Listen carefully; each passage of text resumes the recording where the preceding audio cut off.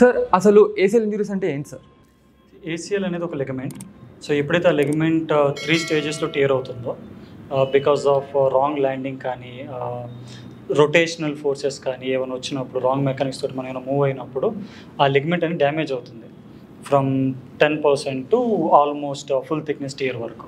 So అలా tear అయినప్పుడు మనకు ఒక క్లిక్ లాంటిది సౌండ్ లాంటిది వస్తుంది. అట్ ద సేమ్ టైం నీ మొత్తం లూజ్ అయిపోయినట్టు అనిపిస్తుంది. అంటే లిగమెంట్ అనేది ఒక సపోర్టివ్ సిస్టమ్ కాబట్టి జాయింట్కి ఎప్పుడైతే ఆ సపోర్టివ్ సిస్టమ్ ఉండదో సో జాయింట్ మొత్తం లూజ్ అయిపోయినట్టు అండ్ విత్ ఆ రొటేషనల్ ఫోర్సెస్ వాటితో పాటు అదర్ మసిల్స్ కూడా ఎఫెక్ట్ అయ్యి స్వెల్లింగ్ రావడం ఇలాంటిది. సో ఎప్పుడైతే ఆ లిగమెంట్ టియర్ అవుతుందో సో దాన్ని మనం ఏసీఎల్ ఇంజురీ అని అంటాం. సో సార్ ఏసీఎల్ ఇంజురీస్ అసలు ఎలా అవుతాయి అంటే మనం ఎలా గుర్తించవచ్చు మనకి ఏసీఎల్ ఇంజురీ అయ్యిందని?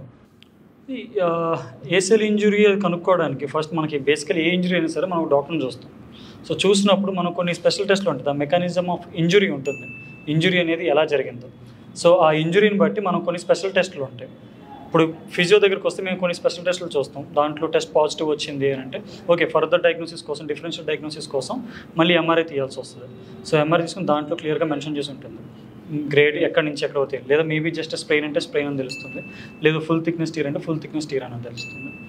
సో అలా మనం ఐడెంటిఫై చేసుకుంటాం. ఈ వీడియో కనుక మీకు నచ్చినట్లయితే లైక్ చేసి షేర్ చేసి కామెంట్ చేయండి. మా ఛానల్ని సబ్స్క్రైబ్ చేయడం మాత్రం మర్చిపోకండి. Thanks for watching.